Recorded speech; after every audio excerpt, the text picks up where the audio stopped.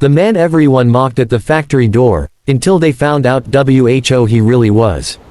A gray Saturday morning settled over Cleveland, Ohio.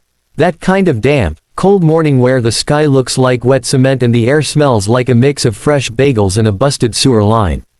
Outside IronWorks Manufacturing, the largest auto parts plant in the region, a line of workers crowded the entrance, waiting to clock in at 6:58 a.m. That's when he showed up. A skinny man, beard weeks overdue for a trim, tangled gray hair, wearing clothes that looked like they were pulled from the dumpster behind a bus station. On his feet, a pair of broken flip-flops. On his back, a beat-up school backpack covered in patches. He carried the smell of 3 days without a shower. "Move it, man. You stink up the whole damn line," barked Mark, Firemouth, Dalton, a loud-mouthed machinist first in line. The homeless man lowered his head and shuffled to the wall. No reply. No anger. Just that familiar, defeated stillness of someone who's been kicked so many times that one more barely matters. The whole line started laughing. "Hey look, the billionaire's here. Think this is a free soup kitchen, bro? I'll put $10 if he licks the sidewalk." The security guard, Sergeant Ray Collins, a retired cop built like a brick wall, stepped out with a baton. "No homeless guys at the door. You, move before I drag your ass out." For the first time, the man lifted his eyes. Deep, green eyes that didn't match anything else about him. For one split second, Ray froze. Something strange, like déjà vu, hit him. Had he seen those eyes before? But he shook it off and kicked the man hard in the shin. "Get out, pig." The kick sent him stumbling into a puddle of black slush. His backpack burst open, out fell 3 dented cans of sardines, a stale piece of bread, and an old, torn notebook. The line roared with laughter. Nobody noticed the faded gold stamp inside the notebook. Property of Robert Fontaine, President, SF Industries. While the workers laughed, the man slowly gathered his things. No anger. No tears. He wiped the bread on his sleeve, tucked it away, stood up, and stared at the massive sign. IronWorks Manufacturing, EST. 1978. He let out a long, heavy sigh. Then turned and walked away, limping toward the avenue. "Yeah, don't come back, loser." Someone shouted. He didn't come back. Not that day. Inside the plant, everything ran normally, production, yelling supervisors, watery coffee. At 5:45 p.m., the final whistle. Everyone rushed toward the exit. Then hell began. First, the time clock system froze. Nobody could punch out. Then the CNC machines died, every one.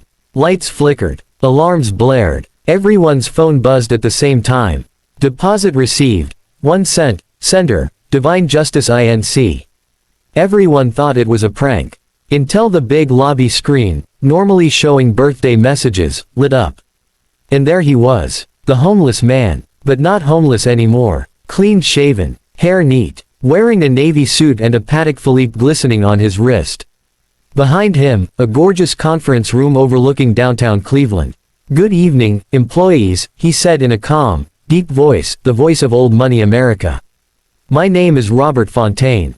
I am the owner, the only owner, of everything you're standing in right now." Silence. 1,800 workers frozen in place.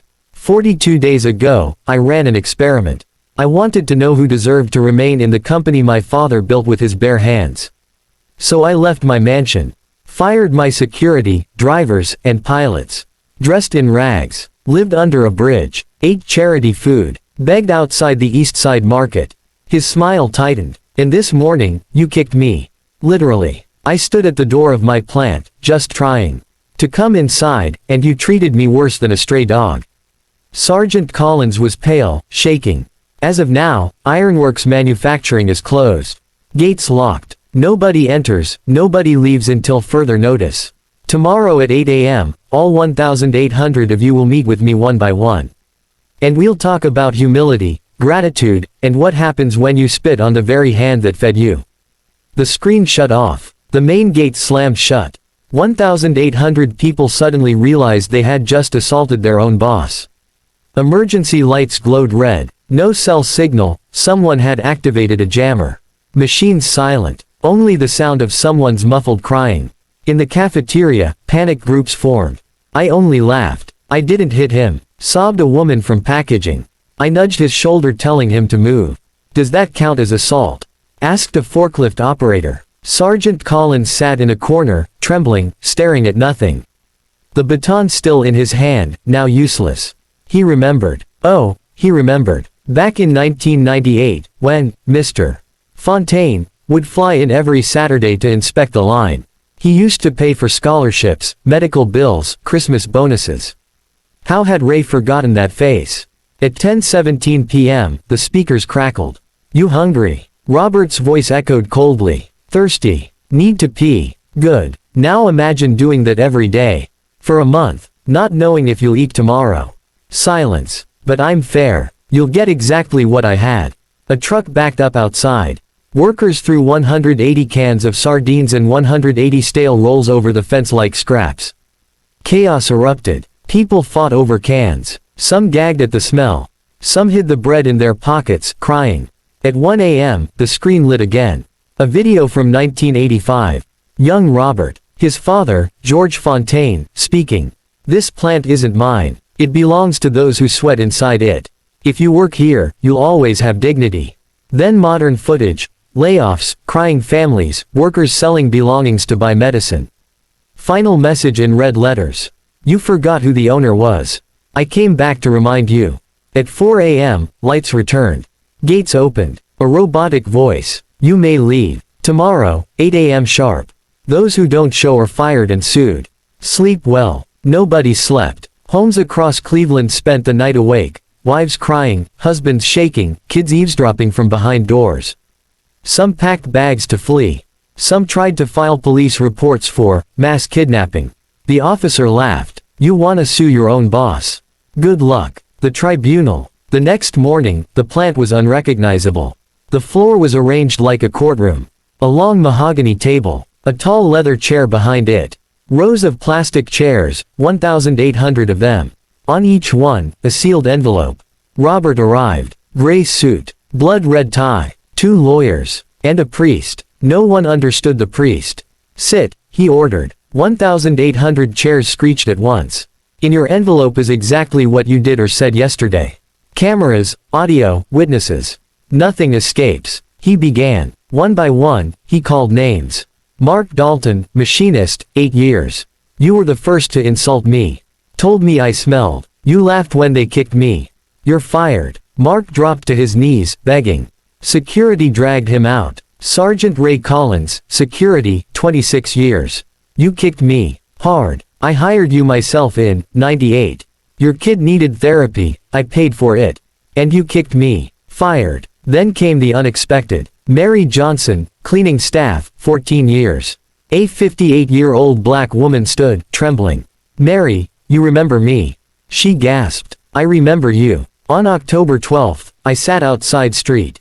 Andrew's Church in the rain. You came out, opened your purse, and placed a metal plate of rice, beans, and a fried egg beside me. You didn't say a word. Just made the sign of the cross and walked away. I cried. The rest of that day. Mary broke down. You're the only person who treated me like a human being the entire month. Starting today, you're the new head of human resources. 10 times your current salary. And this plant will have free meals, childcare, and full medical coverage again. Because you remembered who my father was. Others followed. The boy who shared his sandwich. The woman who apologized. The operator who tried to stop the mockery. By the end, only 312 employees remained. Robert stood. To those who stayed, welcome back. Starting tomorrow, everyone gets a 40% raise, real profit sharing, and I'll be here every Saturday in jeans and sneakers, working beside you. Now I know who deserves to be here. As for the rest, they received an envelope with 3 months severance and a letter. You spit on the hand that fed you. But I'm not like you. Find another job. And never forget the smell of the man you mocked. The plant reopened the next day. Nobody ever judged anyone by appearance again. And in Cleveland, to this day, when people see a homeless man on the street, the first thought is, what if that's Mr. Fontaine again? The end.